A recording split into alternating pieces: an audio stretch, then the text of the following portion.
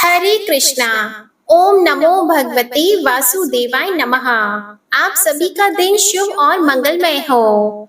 आज वैशाख मास के शुक्ल पक्ष की द्वितीया तिथि है। आज दिनांक है 19 अप्रैल और दिन है रविवार। आज की कथा सुनने से पहले आपको सुनाते हैं भगवान श्री गणेश जी की कथा। एक समय की बात है, श्री गणेश जी भगवान गंगा किनारे तपस्या कर रहे थे। इसी समय तुलसी ने विवाह की इच्छा से तीर्थ यात्रा पर प्रस्थान किया था। देवी तुलसी सारे तीर्थ स्थलों का भ्रमण करते हुए उसी गंगा तट पर पहुंच गई, जहां गणेश जी भगवान तपस्या में लीन थे। गंगा तट पर देवी तुलसी ने देखा कि गणेश जी भगवान तपस्या कर रहे हैं, तो उस समय गणेश जी रत्न जटित सिंहासन पर विराजमान थे। उनके समस्त अंगों पर चंदन लगा हुआ था। उनके गले में पारिजात पुष्पों के साथ स्वर्ण मणि आदि के अनेक हार पहने हुए थे। उनके कमर में अत्यंत कोमल रेशम का पीतांबर लिपटा हुआ था। तुलसी श्री गणेश को देखकर इस रूप पर मोहित हो गई। उनके मन में गणेश जी से विवाह करने की इच्छा जागृत हो गई, तो तुलसी ने विवाह की इच्छा से गणेश जी का ध्यान भंग कर दिया। तब गणेश जी ने तुलसी से कहा कि तपस्या भंग करना अशुभ होता है और तुमने मेरी तपस्या भंग क्यों की है?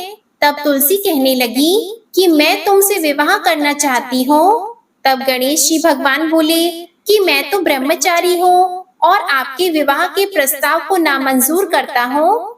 तो इस तरह गणेश जी भगवान के मना करने पर तुलसी बहुत ही दुखी हुई और आवेश में आकर श्री गणेश से कहने लगी कि तुम एक तो क्या, तुम्हारे तो 2 विवाह होंगे। तब तुलसी द्वारा इस तरह के वचन सुनकर गणेश जी भगवान को भी गुस्सा आ गया। गणेश जी भगवान ने क्रोधित होकर कहा कि तुलसी, तुम्हारा विवाह भी एक असुर से होगा। एक राक्षस की पत्नी होने का श्राप सुनकर तुलसी ने श्री गणेश से माफी मांगी। तब गणेश जी भगवान ने तुलसी से कहा कि तुम्हारा विवाह शंखचूर्ण नामक राक्षस से होगा, किंतु फिर भी तुम भगवान विष्णु और श्री कृष्ण को प्रिय होने के साथ साथ कलयुग में जगत के लिए जीवन और मोक्ष देने वाली होंगी। पर इसी के विपरीत मेरी पूजा में तुलसी चढ़ाना अशुभ होगा। प्रिय भक्त जनों, तभी से कहा जाता है कि श्री गणेश जी की पूजा में तुलसी वर्जित होती है। प्रिय भक्त जनों, आइए अब सुनते हैं सूर्य देव की कथा। पुराने समय की बात है, एक बुढ़िया रहती थी। वह नियमित रूप से रविवार का व्रत किया करती थी। रविवार के दिन सूर्योदय से पहले उठती, स्नान आदि से निवृत्त होकर अपने घर के आंगन को गाय के गोबर से लीपकर स्वच्छ किया करती थी। उसके बाद सूर्य भगवान की पूजा करते हुए रविवार का व्रत रखती। व्रत कथा सुनकर सूर्य भगवान को अर्घ देती। फिर पूरा दिन सूर्य देवता का स्मरण करते हुए दिन व्यतीत करती और शाम को एक ही समय भोजन करती थी। भोजन में वह कभी नमक नहीं खाती थी। इस तरह पूरे श्रद्धा भाव से सूर्य देवता की पूजा और व्रत किया करती थी। भगवान सूर्य देव भी उसके भक्ति भाव से बहुत ही प्रसन्न थे। बुढ़िया को किसी भी तरह की कोई चिंता नहीं थी। उसके घर में धन धान्य सब कुछ था, तो उस बुढ़िया को सुखी देखकर उसकी पड़ोसन उससे बहुत ही जलती थी। बुढ़िया की गाय नहीं थी, तो वह बुढ़िया उस पड़ोसन के घर से ही गाय का गोबर लाकर अपने आंगन को लीपा करती थी। तो पड़ोसन ने सोचा कि अगर बुढ़िया को गाय का गोबर ना मिले तो यह आंगन कैसे लीपेगी, और आंगन नहीं लीप पाएगी तो रविवार का व्रत और पूजा पाठ भी कैसे करेगी। मैं ऐसा करती हूँ, शनिवार के दिन शाम को ही गाय को घर के अंदर बांध लूंगी, फिर देखती हूँ कि बुढ़िया गाय का गोबर कहाँ से लाती है। तो पड़ोसन ने जैसा सोचा था वैसा ही किया। शनिवार के दिन शाम को गाय को घर के अंदर बांध लिया। अब दूसरे दिन रविवार को वह बुढ़िया जल्दी उठी, उठकर स्नान किया और फिर गाय का गोबर लेने के लिए घर से बाहर निकली, तो देखा कि वहां पर तो पड़ोसन की गाय भी नहीं थी। देखकर बुढ़िया बड़ी ही परेशान हुई। सोचने लगी कि अब मैं क्या करूंगी, आंगन कैसे लीपूंगी। अगर आंगन नहीं लीप सकी तो सूर्य भगवान को भोग कैसे लगाऊंगी। तो इसी तरह सोच विचार करते हुए बुढ़िया ने सारा दिन गुजार दिया। ना आंगन लीप सकी, ना भगवान को भोग लगाया और ना स्वयं भोजन किया। अब सूर्यास्त हो गया। उदास हुई बुढ़िया भूखी प्यासी ही सो गई। और रात्रि में सूर्य देव ने उस बुढ़िया को सपने में दर्शन दिए और पूछा कि बूढ़ी माई, आज मुझे भोग नहीं लगाया, क्या कारण है। तो बुढ़िया बड़े ही दीन स्वरों में कहने लगी कि भगवान, आज मुझे गाय का गोबर नहीं मिला तो मैं आंगन भी नहीं लीप सकी, और आंगन नहीं लीप पाने के कारण मैं आपका व्रत और पूजा पाठ भी नहीं कर सकी। हे सूर्य देव, मुझे क्षमा कर दीजिए। तो सूर्य भगवान ने अपनी अनन्य भक्त बुढ़िया की परेशानी का कारण जानकर उसके सारे दुखों को दूर करते हुए कहा कि हे माता, तुम प्रत्येक रविवार को मेरी पूजा और व्रत करती हो, मैं तुमसे बहुत ही प्रसन्न हूँ। तुम्हें मुझसे माफी मांगने की कोई जरूरत नहीं है। मैं तुम्हें ऐसे गाय का आशीर्वाद देता हूँ जिसके आने से तुम्हारा घर धन धान्य से भर जाएगा और तुम्हारी सारी मनोकामनाएं भी पूर्ण होंगी, क्योंकि मैं रविवार के व्रत करने और कथा सुनने वालों की सारी इच्छाएं पूर्ण करता हूँ। तो सपने में ऐसा कहकर सूर्य देवता अंतर ध्यान हो गए। प्रातः काल हुई, बुढ़िया की आंख खुली तो देखा घर के आंगन में बहुत ही सुंदर सी गाय और बछड़ा खड़ा था। यह देखकर वह बहुत ही हैरान हुई, साथ में बहुत ही खुश भी हुई। जल्दी से खड़ी हुई और गाय को आंगन में लाकर बांध दिया। जल्दी से लाकर चारा खिलाया, फिर उसका दूध निकाला तो गाय ने बाल्टी भरकर दूध भी दिया। तभी उसकी पड़ोसन ने देखा कि बुढ़िया के आंगन में तो बहुत ही सुंदर सी गाय और बछड़ा बंधा हुआ है। तो वह तो और भी अधिक जलने लगी कि पता नहीं यह बुढ़िया कहाँ से लेकर आई है। तभी पड़ोसन ने देखा कि गाय ने तो सोने का गोबर भी किया है। तो सोने का गोबर देखकर तो पड़ोसन की आंखें तो फटी की फटी रह गई। अब पड़ोसन देखने लगी, बुढ़िया कहीं दिखाई नहीं दी। तो वह जल्दी से अपने घर गई और अपनी गाय का गोबर उठाया और पड़ोसन के घर जाकर उस गोबर को रख आई और सोने का गोबर अपने घर ले आई। अब वह रोजाना ऐसा ही करने लगी। तो कुछ ही दिनों में पड़ोसन तो धनवान हो गई। गाय प्रतिदिन सूर्योदय से पूर्व जो गोबर करती वह सोने का किया करती थी और बुढ़िया के उठने से पहले ही पड़ोसन उस गोबर को उठाकर ले जाती थी। लेकिन बुढ़िया को सोने के गोबर के बारे में तो कुछ भी पता नहीं था। वह तो पहले की तरह ही पूरी श्रद्धा भाव से रविवार के दिन भगवान सूर्य देव का व्रत करती, कथा सुनती और घर के आंगन को गाय के गोबर से लीपकर स्वच्छ करती थी। लेकिन सूर्य भगवान को जब पड़ोसन की चालाकी का पता चला तो उन्होंने सोचा कि यह तो सही नहीं है, मुझे कुछ ना कुछ करना होगा। तो शनिवार के दिन सूर्य देव ने जोर की आंधी चलाई।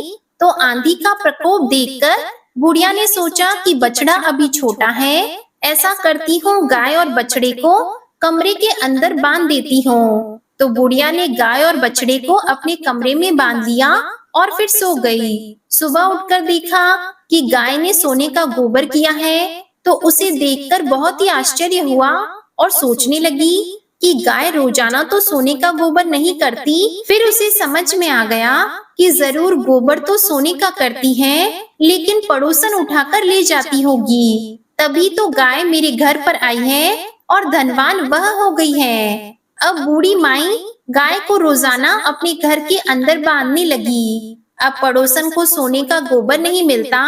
अब बुढ़िया तो थोड़े से ही दिनों में धनवान हो गई और परदेश गया हुआ बुढ़िया का बेटा भी वापस आ गया। तो अपने बेटे को वापस आया देखकर बुढ़िया माई भी बहुत खुश हुई, सूर्य भगवान का धन्यवाद करने लगी और अपने बेटे को सूर्य देव के चमत्कार के बारे में बताया। तो जानकर उसका बेटा भी बहुत खुश हुआ। फिर उसके बेटे ने बहुत ही सुंदर सा मकान बना लिया और उसमें माँ बेटे बहुत ही खुशी खुशी रहने लगे। थोड़े दिनों बाद बुढ़िया ने अपने बेटे का विवाह भी कर दिया। अब इतनी खुशी देखकर उसके पड़ोसन तो और भी ज्यादा जल भुन गई।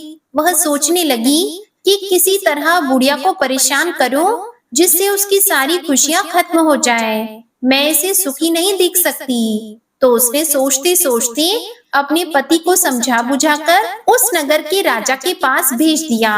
तो उसका पति राजा के पास गया और कहने लगा कि महाराज, हमारे पड़ोस में एक बुढ़िया रहती है, उसके पास एक चमत्कारी गाय है। वह रोजाना सूर्योदय होने से पहले सोने का गोबर करती है। तो मैं चाहता हूँ कि ऐसी सोने का गोबर देने वाली गाय तो राजमहल में होनी चाहिए। उस बुढ़िया के पास ऐसी गाय का क्या नाम है? तो सुनकर राजा को भी बड़ी हैरानी हुई और राजा ने तुरंत अपने सैनिकों को भेजकर कहा कि तुम जाओ और उस बुढ़िया के पास से वह गाय लेकर आओ। तो राजा का आदेश पाकर सैनिक बुढ़िया के घर गए। जैसे ही सैनिक उस बुढ़िया के घर पहुँचे तो उस समय बूढ़ी माई सूर्य भगवान को भोग लगाकर स्वयं भोजन करने बैठी थी। तो राजा के सैनिकों ने कहा कि बूढ़ी माई, तुम्हारी यह गाय हम राजमहल में लेकर जा रहे हैं, राजा का आदेश है। तो बूढ़ी माई ने कहा कि यह गाय मुझे सूर्य भगवान ने दी है, मैं इसके गोबर से घर के आंगन को लीपकर स्वच्छ करती हूँ। आप मेरी गाय को मत लेकर जाओ। अगर आप गाय को ले गए तो मैं सूर्य भगवान की पूजा कैसे किया करूंगी? तो सैनिकों ने बुढ़िया की एक नहीं सुनी। बेचारी बुढ़िया बहुत रोई चिल्लाई, लेकिन राजा के सैनिक नहीं माने। गाय व बछड़े को लेकर चले गए। गाय के चले जाने के बाद में वह बुढ़िया बहुत ही दुखी हुई। उस दिन उसने कुछ नहीं खाया। अपनी माँ को उदास देखकर उसका बेटा कहने लगा कि माँ, तुम इस तरह उदास मत हो, तुम भोजन कर लो, बीमार पड़ जाओगी। राजा के आदेश के आगे हम कुछ नहीं कर सकते। आप इतना ही सोच लो कि भगवान ने हमें इतने ही दिनों के लिए गाय दी थी। मैं आपके लिए एक और अच्छी सी गाय खरीद के ले आऊंगा। पर बुढ़िया माई कहने लगी कि वह गाय तो मेरे भगवान ने मुझे दी थी।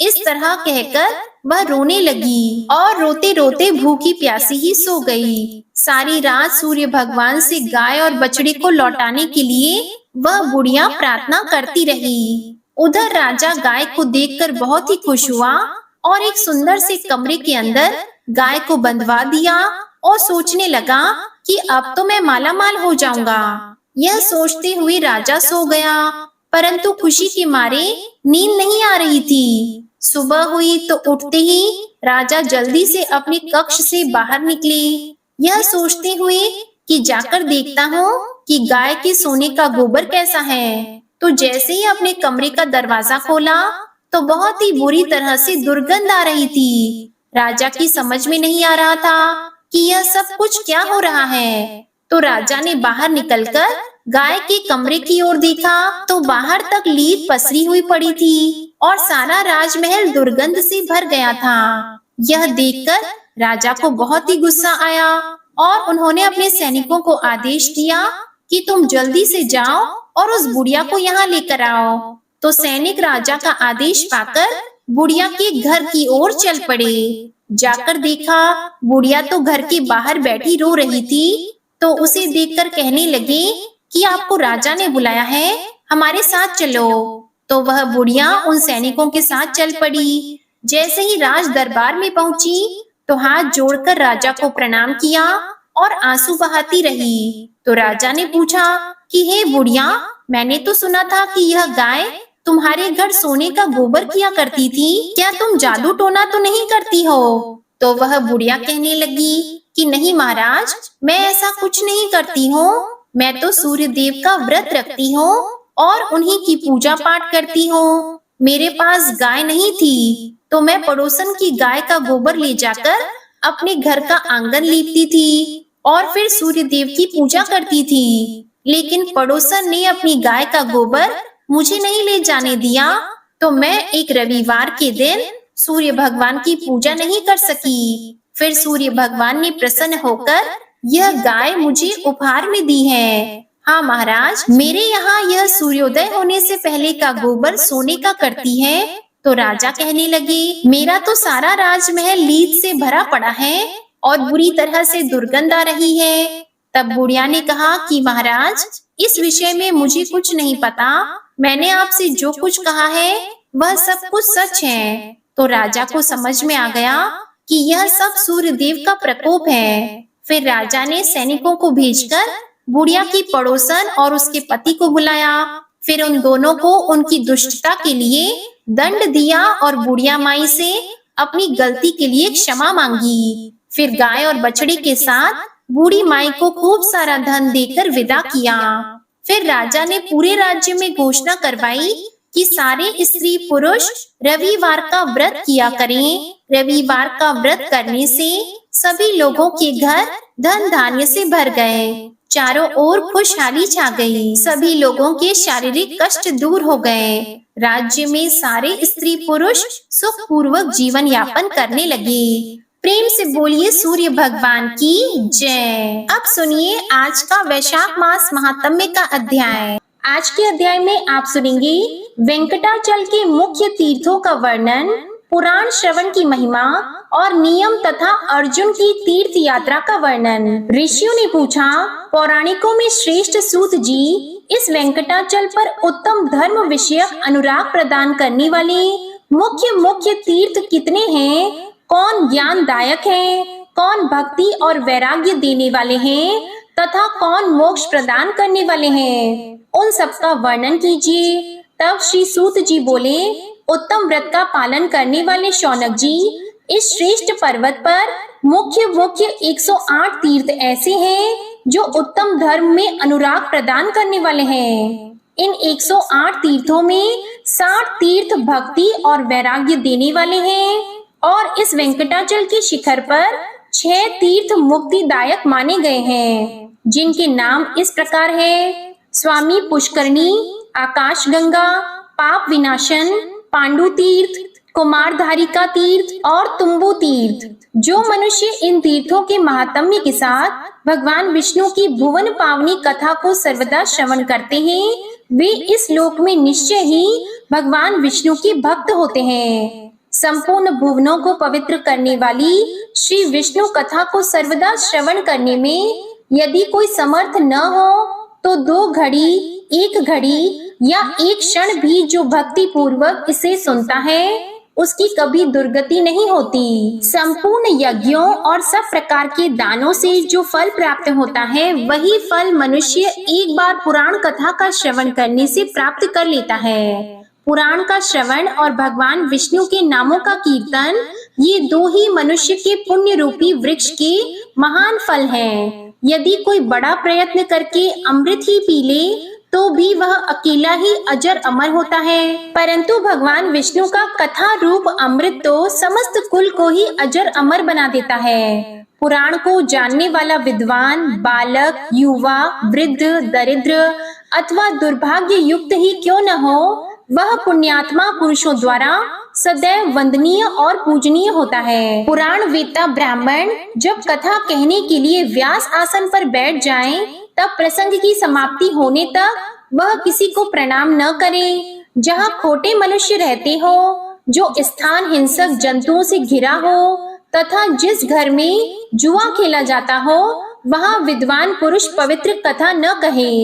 जो उत्तम गांव हो, जहाँ अच्छे लोग बसते हो, जो उत्तम क्षेत्र, पवित्र देवालय या नदी का पवित्र तट हो, वही विद्वान पुरुष पवित्र कथा बाचे। जो श्रद्धा और भक्ति से युक्त हो, अन्य कार्यों में जिसका मन न लगा हो और जो मौन, पवित्र और शांत भाव से सुनते हो, ऐसे श्रोता पुण्य के भागी होते हैं। जो अधम मनुष्य बिना भक्ति भाव के पवित्र कथा सुनते हैं, उनको पुण्य फल की प्राप्ति नहीं होती। जो पान चबाते हुए भगवान की पवित्र कथा सुनते हैं, वे नरक में जाते हैं। जो पाखंडी ऊंचे आसन पर बैठकर कथा सुनते हैं, वे नरकों को भोगकर अंत में कौवे होते हैं। जो वीरासन लगाकर अथवा सिंहासन पर बैठकर भगवान की कथा सुनते हैं, वे टेढ़े मेढ़े वृक्ष होते हैं। जो प्रणाम न करके कथा सुनते हैं, वे विष वृक्ष होते हैं। और जो स्वस्थ होकर भी सोकर कथा सुनते हैं,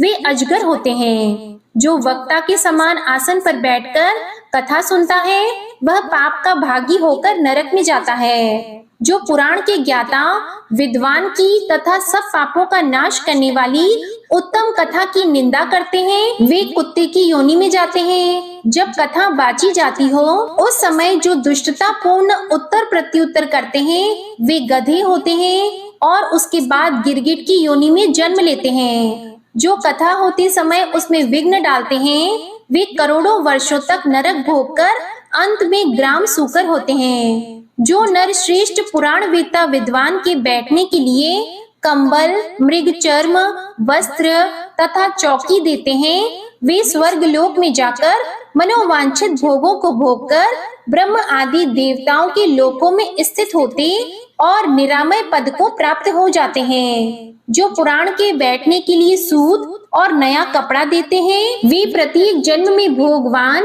और ज्ञान संपन्न होते हैं। इस प्रकार वेंकटाचल के महात्म्य को सुनकर सब ऋषियों ने पौराणिकों में श्रेष्ठ श्री सूत जी का यथा योग्य सम्मान करके अनुपम हर्ष प्राप्त किया। तब ऋषिगण बोले, हे सूत जी, अब हम लोग कटाह तीर्थ का महात्म्य सुनना चाहते हैं। तब सूत जी बोले, विप्रवरों, कटाह तीर्थ सब लोकों में प्रसिद्ध है। वह सब प्रकार की संपत्तियों को देने वाला, शुद्ध तथा सब पापों का नाश करने वाला है। उससे दुःस्वप्नों का नाश हो जाता है।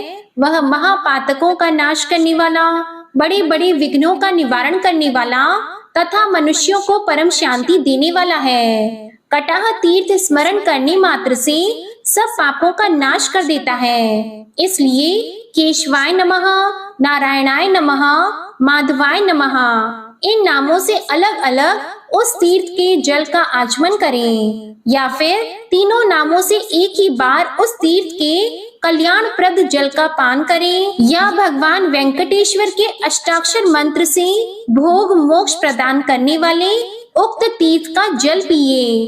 पहले यह प्रार्थना करें कि हे तीर्थवर, जन्मांतर में किए हुए मेरे महापाप का शीघ्र नाश करो। उसके बाद मोक्ष मार्ग के एकमात्र साधन कटाह तीर्थ के जल का नित्य पान करें। स्वामी पुष्करणी तीर्थ का स्नान, वाराह स्वामी का दर्शन और कटाह तीर्थ के जल का पान, ये तीन बातें त्रिलोकी में दुर्लभ हैं। कटाह तीर्थ का यत्न पूर्वक दर्शन करना चाहिए, क्योंकि उस तीर्थ का परम उत्तम जल पीकर पापी भी कृतार्थ हो जाते हैं। हे ब्राह्मणों, कटाह तीर्थ का महात्म्य मैंने जैसे सुना था उसी प्रकार तुम्हें बताया है। अब मैं एक दिव्य पापनाशक कथा सुनाता हूँ, तुम सब लोग सावधान होकर सुनो। द्वापर युग की बात है। कुंती के पुत्र पांचों पांडव परम बुद्धिमान राजा द्रुपद से उनकी पुत्री याज्ञसेनी को पाकर धृतराष्ट्र की आज्ञा से हस्तिनापुर में गए। वहां पितामह भीष्म तथा अंबिका नंदन धृतराष्ट्र के द्वारा सम्मानित होकर उन्होंने दुर्योधन आदि के साथ 5 वर्षों तक निवास किया। इसके बाद भीष्म आदि के समझाने से महायशस्वी धृतराष्ट्र ने अपने कुल के सभी बड़े बूढ़ों के सामने और भगवान श्री कृष्ण के आगे पांडवों की सेवा से प्रसन्न होकर उन्हें आधे राज्य के साथ खांडवप्रस्थ, वर्तमान में दिल्ली, इस नाम से नगर प्रदान किया। तब धृतराष्ट्र आदि कौरवों की अनुमति लेकर सब पांडव श्री कृष्ण के साथ खांडवप्रस्थ में चले गए। वहां विश्वकर्मा से सुरक्षित इंद्रप्रस्थ नामक पुर में रहते हुए भाइयों सहित युधिष्ठिर ने पृथ्वी का पालन किया।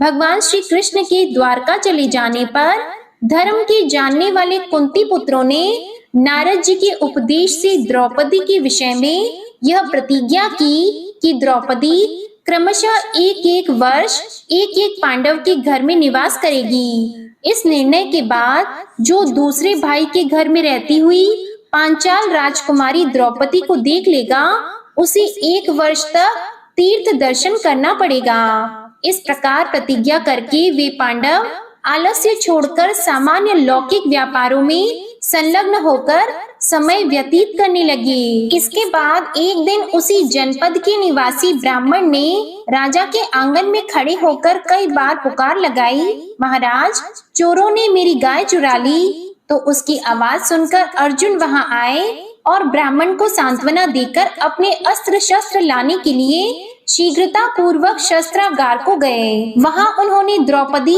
और राजा युधिष्ठिर को एक जगह बैठे देखा। इस विषय में की हुई प्रतिज्ञा को जानते हुए भी उन्होंने वहां से धनुष और बाण ले लिए और युद्ध में लुटेरों को मारकर ब्राह्मण की गाय लौटा ली। फिर उसे ले जाकर ब्राह्मण को आदर पूर्वक समर्पित कर दिया। इसके बाद अर्जुन ने धर्मनंदन युधिष्ठिर को सूचित किया कि मेरे द्वारा प्रतिज्ञा का उल्लंघन हुआ है, इसलिए मुझे तीर्थ यात्रा करनी चाहिए। अपने छोटे भाई की बात सुनकर सब धर्मज्ञों में श्रेष्ठ धर्मनंदन युधिष्ठिर ने आदर पूर्वक कहा, हे सुव्रत, तुमने ब्राह्मण और गाय के लिए ऐसा किया है। प्रजा की रक्षा करना राजा का कर्तव्य है। यदि उसके द्वारा चोरों की उपेक्षा हो जाए तो उसे ब्रह्म हत्या का पाप लगता है और चोरों को दंड देने पर वह पुण्य का भागी होता है। तुमने राजा और प्रजा दोनों के लिए जो हितकर कार्य है वही किया है, इसलिए तुम्हारा दोष नहीं है। धर्मराज का यह वचन सुनकर सदा धर्म में तत्पर रहने वाले अर्जुन ने हाथ जोड़कर कहा, भूपाल, आप ऐसी बात न कहें। आप धर्म के सर्वस्व को जानते हैं, धर्म के साक्षात स्वरूप हैं और कर्तव्य तथा अकर्तव्य के ज्ञाता हैं। समर्थ पुरुष को अपनी की हुई प्रतिज्ञा का कभी भी उल्लंघन नहीं करना चाहिए। हे आर्य, यदि मुझ पर दया करके मुझे तीर्थों में जाने से रोक देंगे तो संसार के मनुष्य यदि मुझे हत प्रतिज्ञ कहने लगे तो उन्हें कौन रोक सकता है। मेरा मन भी तीर्थ यात्रा की उत्कंठा से उतावला हो रहा है। हे राजन, नारद जी ने जो अनुशासन किया है वह हमारे लिए सर्वथा कर्तव्य है। इसलिए महाराज, तीर्थ यात्रा के लिए मैंने जो यह उद्योग किया है इससे आपको प्रसन्न होना चाहिए। स्वामी को सेवकों की प्रतिज्ञा का उनके द्वारा निर्वाह करना चाहिए। तब भाइयों की सलाह लेकर बहुत अच्छा कहकर युधिष्ठिर ने अर्जुन का अनुरोध स्वीकार कर लिया। अर्जुन ने प्रणाम और विनय आदि के द्वारा अपने बड़े भाई को संतुष्ट किया।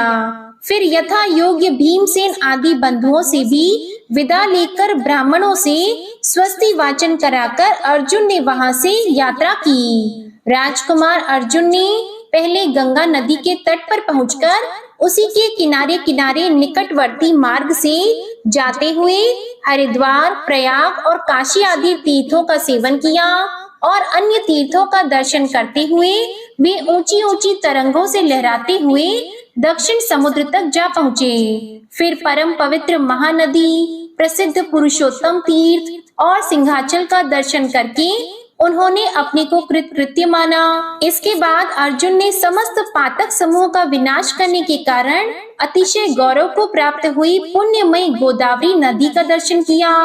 उसके जल से विधि पूर्वक स्नान करके वे मलापहा नदी के तट पर गए। उसके दर्शन से उन्हें बड़ी प्रसन्नता हुई। उसके बाद वे सरिताओं में श्रेष्ठ कृष्ण वेणी नदी के समीप जा पहुँचे और भगवान शंकर के निवास स्थान श्री पर्वत का दर्शन किया।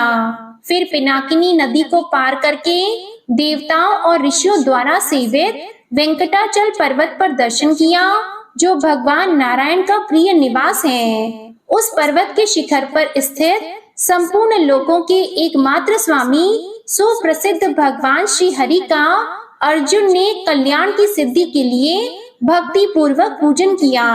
इसके बाद महापर्वत वेंकटाचल के शिखर से उतरकर उन्होंने सिद्धों और मुनियों के समुदाय से सेवित सुवर्ण मुखरी नाम वाली नदी का दर्शन किया, जिससे मुनिवर अगस्त जी यहाँ लेकर आए थे। जय श्री कृष्णा। आज का अध्याय यहीं समाप्त हुआ। इसके आगे का वृतांत आप अगले अध्याय में सुनेंगे। अब सुनिए वैशाख मास में सुनी जाने वाली बड़ पीपल सींचने की कथा। किसी नगर में एक राजा रहा करते थे। राजा की 2 रानियां थी। राजा की एक मुंह बोली बहन भी थी जो उन्हीं के पास रहा करती थी। राजा अपनी मुंह बोली बहन की सारी बातें मानते थे। राजा की जो बड़ी रानी थी वह बड़ी ही धार्मिक थी। वैशाख के महीने में ब्रह्म मुहूर्त में उठती, स्नान ध्यान के बाद वह बड़ पीपल आंकड़े की पूजा करती थी। छोटी रानी अपनी ननद की चापलूसी किया करती थी, क्योंकि वह सोचती थी कि राजा अपनी मुंह बोली बहन की सारी बातें मानते हैं और मैं भी इनकी बहन को खुश रखूंगी तो राजा मुझसे अधिक प्रेम करेंगे। इसी कारण जब वैशाख का महीना आया तो बड़ी रानी बड़ पीपल आंकड़ा सींचने लगी। इसके लिए उसे महल से बाहर जाना पड़ता था। छोटी रानी यह सब देखकर ननद के पास गई और बोली कि भाई साहब, बड़ी रानी पता नहीं क्या जादू टोना करती है, दिन भर महल से बाहर रहती है। इस प्रकार वह बहन अपने भाई राजा के पास जाकर बोली कि भाई, बड़ी रानी बड़ पीपल और आंकड़े की पूजा से जादू टोना करती है। आप सारे बड़ पीपल आंकड़े कटवा दो, जिससे वह जादू टोना नहीं कर सके। राजा ने अपनी बहन की बात मानकर अपने नौकर को भेजकर नगर के सारे बड़ पीपल कटवा दिए। यह सब बड़ी रानी को पता चला तो उसे बड़ा ही दुख हुआ। समय बीतता गया। जब दोबारा वैशाख का महीना आया तो बड़ी रानी वैशाख रविवार का व्रत करने लगी। उसने चूरमे के लड्डू बनाए। एक थाली में मौली, चावल, कुमकुम, कच्चा सूत, दीपक, गुड़, जल की झारी, मेहंदी, काजल, चीर अर्थात कपड़ा, पूजा की सारी सामग्री ली और बड़ पीपल आंकड़े की पूजा करने के लिए महल से बाहर निकल गई। पूरे नगर में घूमे, किंतु उन्हें कहीं भी बड़ पीपल आंकड़ा दिखाई नहीं दिया। तो वह घूमते घूमते जंगल की तरफ निकल गई। वहां से उन्हें पत्थर के नीचे दबा हुआ एक छोटा सा आंकड़े का पौधा दिखाई दिया। उसे देखकर वह बहुत खुश हुई। वहीं बैठकर आंकड़े की पूजा करना शुरू कर दिया। घी का दीपक जलाया, आंकड़े में झारी से जल सींचा, कुमकुम, चावल, मौली, काजल, गुड़ चढ़ाकर चूरमे के लड्डू का भोग लगाया, कच्चा सूत बांधकर कपड़ा ओढ़ाया। रानी ने राजा और प्रजा की खुशहाली की प्रार्थना की। इसके बाद वह अपने महल में लौट आई। समय बीतता गया। राजा को शिकार खेलने का बहुत ही शौक था। इसी प्रकार एक दिन वह शिकार खेलने के लिए निकले। ज्येष्ठ का महीना आ गया था। बहुत तेज धूप थी। कोई शिकार भी नहीं मिल रहा था। राजा के सेवकों के पास जो कुछ भी खाने को था वह सब खत्म हो चुका था। पीने के लिए पानी भी नहीं बचा था। वे सभी तेज गर्मी में भूख और प्यास से बेहाल हो गए थे। तब राजा ने अपने सिपाहियों को आदेश दिया कि पेड़ पर चढ़कर देखो जरा, आसपास कोई जल का स्रोत तो नहीं। सिपाही ने पेड़ पर चढ़कर देखा तो कुछ दूरी पर उसे पक्षी उड़ते हुए तथा कुछ जानवर आसपास ही घूमते हुए दिखाई दिए। फिर सिपाहियों ने राजा से कहा कि हे महाराज, कुछ ही दूरी पर पशु पक्षी उड़ते हुए दिखाई दे रहे हैं, वहां हमें पानी मिल सकता है। राजा अपने सिपाहियों के साथ उस स्थान पर पहुंचे। वहां घने आंकड़े का पेड़ और तालाब था। रानी ने जिस आंकड़े में जल सींचा था, भगवान विष्णु की कृपा से वही आंकड़ा घना हो गया था और जल का तालाब बन गया था। राजा और उसके सिपाहियों ने शीतल पानी पीकर अपनी प्यास को बुझाया। घोड़े को भी पानी पिलाया। फिर राजा ने देखा कि वहां आंकड़े के पेड़ के पास चूरमे के लड्डू पड़े थे। उनको भूख तो लगी हुई थी, इसलिए उन्होंने वह लड्डू खाए और अपनी भूख शांत की। पर चूरमा खत्म ही नहीं हुआ। सबसे बड़ा आश्चर्य हुआ। सबने कहा, किसी की श्रद्धा भक्ति के पुण्य प्रताप से हमें यहाँ भोजन और पानी मिलता है। फिर थोड़ी देर बाद आराम करने के बाद वे सभी महल लौट आए। राजा ने अपनी दोनों रानियों से पूछा कि तुम दोनों में से किसने आंकड़े की पूजा की? तो छोटी रानी ने मना कर दिया। फिर बड़ी रानी ने कहा कि मैं वैशाख के महीने में बड़ पीपल आंकड़े की पूजा करती हूँ, परंतु इस बार आपने बाईसा और छोटी रानी के कहने से सारे बड़ पीपल कटवा दिए थे। मुझे जंगल में छोटा सा आंकड़ा दिखाई दिया था तो मैंने उसकी पूजा की। अब राजा को सद्बुद्धि आ गई और पूरे नगर में ढिंडोरा पिटवा दिया गया कि वैशाख के महीने में सभी श्रद्धालु अपनी श्रद्धा के अनुसार बड़ पीपल आंकड़े में जल सींचे और उनकी पूजा करें। वे सबके दुखों को दूर करेंगे, समृद्धि ऐश्वर्य का आशीर्वाद देंगे और सभी के कष्टों को दूर करेंगे। तो सभी मिलकर प्रेम से बोलिए विष्णु भगवान की जय। प्रिय भक्तजनों, आइए अब सुनिए श्री कृष्ण नाम की कथा। किसी देश में एक ब्राह्मण रहा करता था। वह बहुत ही निर्धन गरीब था और वह अपनी निर्धनता के कारण बहुत ही दुखी रहता था। जहाँ कहीं भी वह सहायता मांगने जाता, सभी जगह उसे तिरस्कार मिलता था। वह ब्राह्मण शास्त्रों को जानने वाला और स्वाभिमानी था। उसने संकल्प किया कि जिस थोड़े से धन और स्वर्ण के कारण धनी लोग उसका तिरस्कार करते हैं, वह उस स्वर्ण को मूल्यहीन कर देगा। वह अपने तप से पारस प्राप्त करेगा और सोने की ढेरियां लगा देगा। लेकिन उसने सोचा कि पारस मिलेगा कहाँ? ढूंढने से तो वह मिलने से रहा। कौन देगा उसे पारस? देवता तो स्वयं लक्ष्मी के दास हैं। वे उसे क्या पारस देंगे? ब्राह्मण ने भगवान शिव की शरण में जाने का निश्चय किया। जो विश्व को विभूति देकर स्वयं भस्मांग राग लगाते हैं, वे कपाली ही कृपा करें तो पारस प्राप्त हो सकता है। घर नहीं, धन नहीं, अन्न और भूषण नहीं, फिर भी शिव महादानी कहलाते हैं। नाश करते हैं तो भी नाथ कहलाते हैं। ब्राह्मण ने निरंतर भगवान शिव का पंचाक्षर मंत्र का जप और कठिन व्रत करना शुरू कर दिया। आखिर भगवान आशुतोष कब तक संतुष्ट नहीं होते। ब्राह्मण की 12 वर्ष की तपस्या सफल हुई। तब भगवान शिव ने स्वप्न में दर्शन देकर कहा, तुम वृंदावन में श्री सनातन गोस्वामी के पास जाओ। उनके पास पारस है और वे तुम्हें दे देंगे। श्री सनातन गोस्वामी के पास पारस है और वे उस महान रत्न को मुझे दे देंगे। भगवान शंकर ने कहा है तो वे अवश्य ही देंगे। प्रिय भक्तजनों, ऐसा सोचते हुए ब्राह्मण वृंदावन की ओर चल दिए। वे इतने खुश थे कि खुशी के मारे यात्रा की थकान और नींद उनसे कोसों दूर चली गई थी। वृंदावन पहुंचने पर उसने लोगों से श्री सनातन गोस्वामी का पता पूछा। लोगों ने वृक्ष के नीचे बैठे अत्यंत दुर्बल लंगोट पहने गुदड़ी रखने वाले एक वृद्ध को श्री सनातन गोस्वामी बताया। चैतन्य महाप्रभु जी के शिष्य सनातन गोस्वामी वृंदावन में वृक्ष के नीचे रहते थे। भीख मांगकर रूखी सूखी खाते, फटी लंगोटी पहनते और गुदड़ी व करवा साथ में रखते थे। 8 प्रहर में केवल 4 घड़ी सोते और शेष समय श्री कृष्ण नाम का कीर्तन करते थे। एक समय वे विद्या, पद, ऐश्वर्य और मान में लिप्त थे। बंगाल के कर्ता धर्ता थे, लेकिन श्री कृष्ण कृपा से ऐसे दीन बन गए कि परम वैरागी बनकर वृंदावन से ही गोलोक पधार गए। ब्राह्मण ने मन में कहा, यह कंगाल सनातन गोस्वामी है। ऐसे व्यक्ति के पास पारस होने की आशा कैसे की जा सकती है? लेकिन इतनी दूर आया हो तो पूछ ही लेता हूँ। पूछने में क्या जाता है? तब ब्राह्मण ने जब श्री सनातन गोस्वामी से पारस के बारे में पूछा तो उन्होंने कहा, इस समय तो मेरे पास नहीं है, मैं उसका क्या करता? श्री सनातन गोस्वामी ने बताया कि एक दिन मैं यमुना स्नान को जा रहा था, तभी रास्ते में पारस पत्थर पैर से टकरा गया।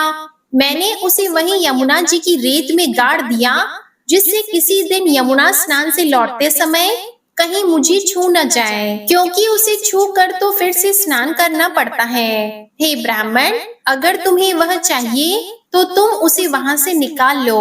प्रिय भक्तजनों, सोना, स्त्री आदि भगवान की विस्मृति कराने वाले हैं। इसलिए जो सच्चे संत पारस के छू जाने भर को अपवित्र मानते हैं, श्री सनातन गोस्वामी ने जहाँ पारस गाड़ा हुआ था उस स्थान का पता ब्राह्मण को बता दिया और जैसे ही ब्राह्मण ने रेत हटाया उसे वहां पर पारस मिल गया।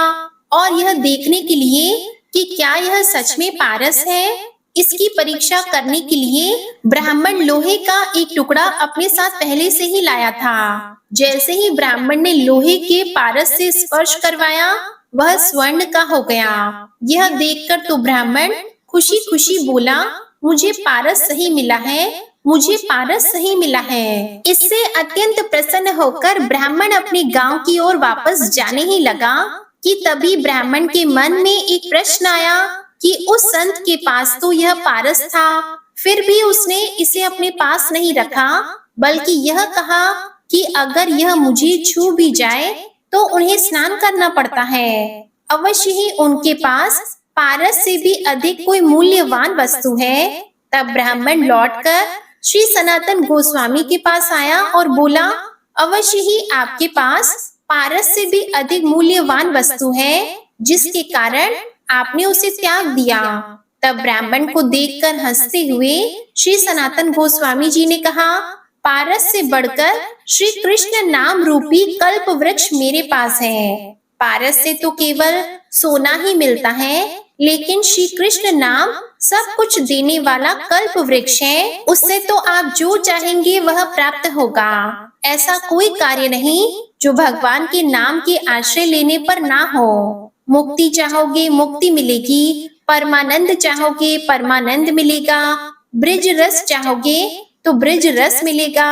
श्री कृष्ण का एक नाम सभी पापों का नाश करता है, भक्ति का उदय करता है और भव सागर से पार करता है और अंत समय में श्री कृष्ण की प्राप्ति भी करा देता है। एक कृष्ण नाम से इतना धन मिलता है, कृष्ण नाम ही स्वयं कृष्ण है। यह सुनकर ब्राह्मण ने सनातन गोस्वामी जी से विनती की कि मुझे आप वही श्री कृष्ण नाम रूपी पारस प्रदान करने की कृपा करें। श्री सनातन गोस्वामी ने कहा, उसकी प्राप्ति से पहले आपको इस पारस को यमुना में फेंकना पड़ेगा। प्रिय भक्त जनों, ब्राह्मण ने यह गया पारस ऐसा कहते हुए पूरी शक्ति से पारस को यमुना में दूर फेंक दिया। भगवान शिव की दीर्घकालीन तपस्या और संत के दर्शन से ब्राह्मण के मन व चित्त निर्मल हो गए थे। उसका धन का मोह समाप्त हो गया और वह भगवान की कृपा का पात्र बन गया। श्री सनातन गोस्वामी ने उसे श्री कृष्ण नाम की दीक्षा दी। वह कृष्ण नाम जिसकी कृपा के एक कण से करोड़ों पारस बन जाते हैं। नाम रूपी पारस से तो सारा शरीर ही कंचन का हो जाता है। भगवान श्री कृष्ण कहते हैं, जो मेरे नामों का गान करके मेरे समीप प्रेम से रो उठते हैं, उनका मैं खरीदा हुआ गुलाम हूँ। यह जनार्दन दूसरे किसी के हाथ नहीं बिकता है। जिसने एक बार श्री कृष्ण नाम का स्वाद ले लिया, उसे फिर अन्य सारे स्वाद रसहीन लगने लगते हैं। भव सागर से डूबते हुए प्राणी के लिए वह नौका है, मोक्ष चाहने वाले के लिए वह सच्चा मित्र है और मनुष्य को परमात्मा से मिलाने वाला सच्चा गुरु है। अंतःकरण की मलिन वासनाओं के नाश के लिए वह दिव्य औषधि है। यह मनुष्य को सुख से सुखदेव बना देता है। सचमुच श्री कृष्ण नाम पारस से बढ़कर है। तो सभी मिलकर प्रेम से बोलिए, हरे कृष्णा कृष्णा कृष्णा हरे हरे, हरे राम राम राम हरे हरे। अब आप सुनिए विष्णु चालीसा का पाठ। विष्णु सुनिए विनय सेवक की चित लाए, कीरत कुछ वर्णन करो दीजिए ज्ञान बताए। नमो विष्णु भगवान खरारी, कष्ट नशावन अखिल बिहारी। प्रबल जगत में शक्ति तुम्हारी, त्रिभुवन फैल रही उजियारी। सुंदर रूप मनोहर सूरत, सरल स्वभाव मोहनी मूरत।